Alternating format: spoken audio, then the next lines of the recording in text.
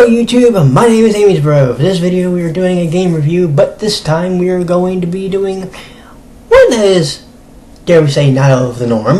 And we are taking a look at HITMAN Go Definitive Edition for the PlayStation Vita, and is also available on iOS and Android. For the purposes of this review, I am talking specifically about the Vita version. So, what is HITMAN Go Definitive Edition? Well, HITMAN Go is one of two mobile games that Square-Enix has put out. There's HITMAN Go and Lara Croft Go. I'll be talking about Lara Croft Go at a later date. In this game, you will be playing the well-known Agent 47, and your job is to take him through the different levels and accomplish different tasks. The first two levels of the game, the first two sections of the first level, basically are just to get you acquainted. They will only have one: finish the level. If you can do that, you're golden. From then on, however, levels will have 3 objectives, and achieving all of the objectives is essential, because if you can do that, you will unlock other levels which you will need to be able to progress later in the game. So, figuring out how to do certain objectives is going to help you later, because you're going to have to be able to do this. It's pretty much a staple of mobile games, and since this is a port of a mobile game, it's pretty much expected this is what you're going to be doing.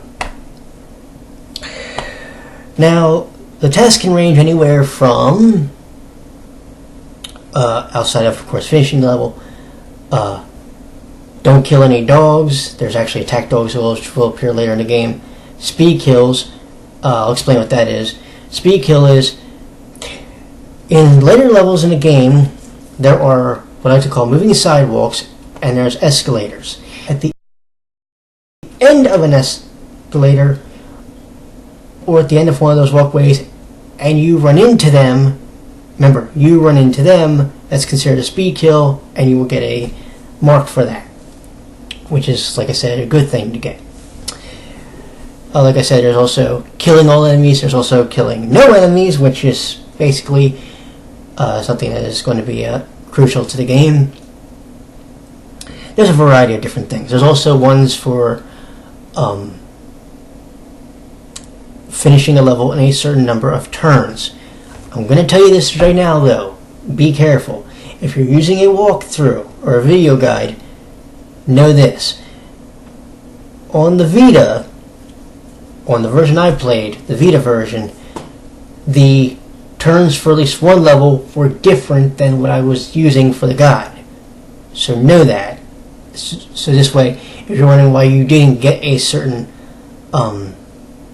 achievement, that's why. Also, on the Vita version, now I know on mobile there's an achievement if for basically abusing the hint system. Okay. On the Vita version, at least, I don't know about the 360 version or PS4, there is an achievement called Silent Assassin. This is without using the hint system. If you do, then you will not be eligible for Silent Assassin if you complete the game outright. That's just the thing they have. You can't get it. So, if you're trying to go for the platinum, resist using the hint system. This isn't like Lara Croft Go, where you can use the hint system, but I'll talk about that in that review when that comes up.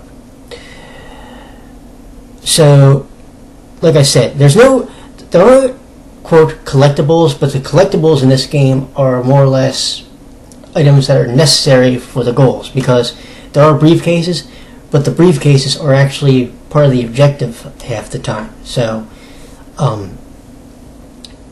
if you see the briefcase, chances are you're going to have to go for it. Just know this: if you get the briefcase and you complete the objective and you complete the level, if you retry it, the briefcase will reappear. Now, if you're going for the finish the level in blank, number of turns, you may have to skip it, or there may be a way to do it to get it while getting it in the turn limit. So there's also that to consider. One achievement which I got actually as my last one before the platinum is called Time Waster. Very simple way to do that. On level 1-1, what you do is right outside the gate, what you do is go left, right, 100 times. Because the Time Waster is make 100 moves in a level. Well, if you do it on that level, bada bing, bada boom, bada bang, done. You got your trophy, and if that was your last achievement to get, which it was for me, you got your 1,000 points or 1250 or whatever it is on the Xbox One. For me, it was a platinum trophy. So, something to consider if you're going for the game. It is actually a very easy platinum because most of the objectives you're going to have to do to be able to progress through the different stages. And there are 5 main worlds.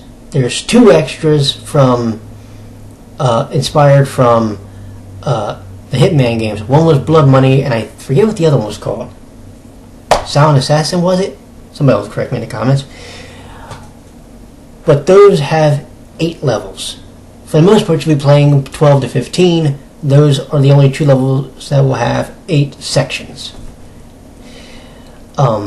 If you are using a guide, this will be a very easy completed game. Very easy. Stupidly easy. If, however, you're trying to go blind, it's not the easiest thing in the world. It's just not. I was using a lot of video guides on YouTube, but it was a very fun game for me because I've never actually played a mobile port on the Vita before.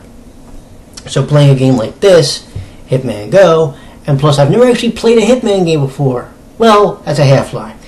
I played one of the Hitman collections briefly on the PS3 years ago, but I've never actually finished a Hitman game.